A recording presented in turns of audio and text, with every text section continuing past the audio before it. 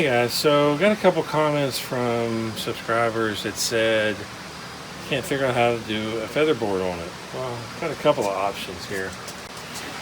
So I want to push that in there, but I need a featherboard right here.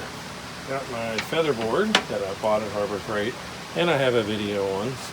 Very useful on my Craftsman saw because my Craftsman saw has full width 3/4 inch slots, not this T-track that this saw has. So I've got this, but I can't mount it because this doesn't work. This is made for a 3/4 inch slot. And I could possibly downsize this some way or something. I've also got limited size in this hole. I don't know what size that is, but it's very small.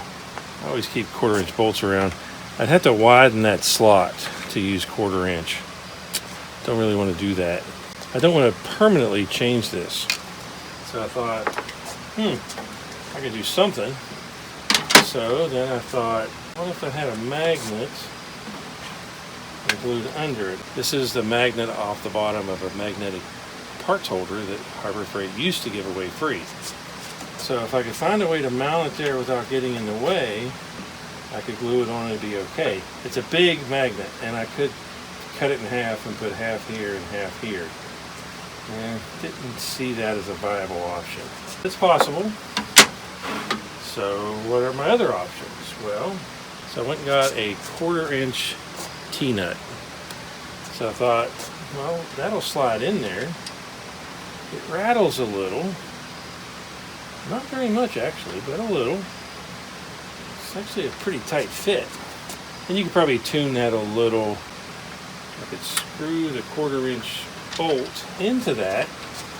Since that will stay in there, and when it gets tight it pulls up, it'll actually hold something pretty steady. But I'm still have to modify the slot.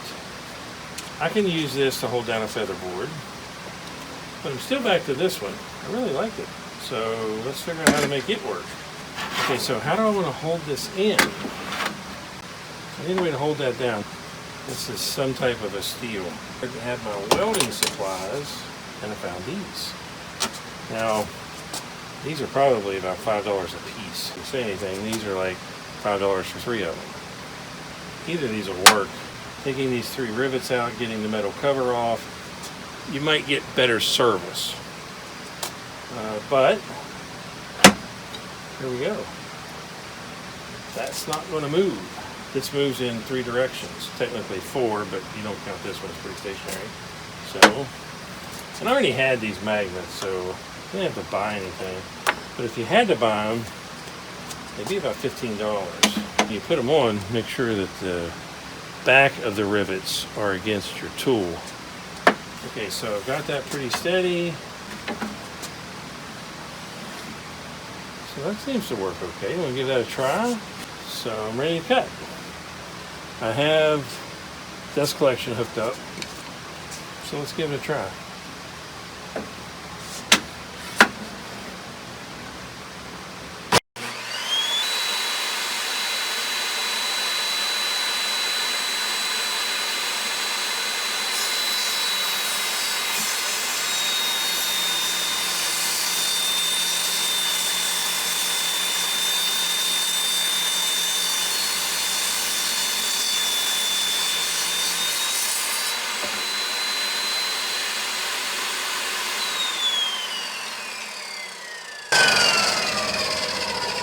Pretty nice cut. It lifted up at the very beginning, but that's because of where I was holding it. And that's a smooth cut. The first couple of cuts I made on this saw, the wood kind of chattered a little and it left marks. This is perfectly smooth, so slow and steady gets the best results. Okay, so that didn't move a bit. So I got the most powerful magnets on it and it didn't move a bit. I think it's going to work fine, but if you want to do it, I would do it several times. Start out assuming that you're not going to trust that it works. I literally just came up with this tonight.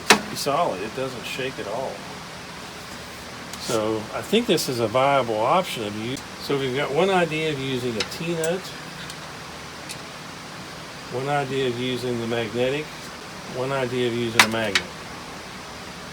And one of the reasons I didn't use that is it's got all this stuck glue on there. I just didn't want to clean it off. I was lazy. That's a $15 solution if you already have the Featherboard. So here's the small ones. They're not as powerful. Okay, the small ones, I'm able to move them without too much force.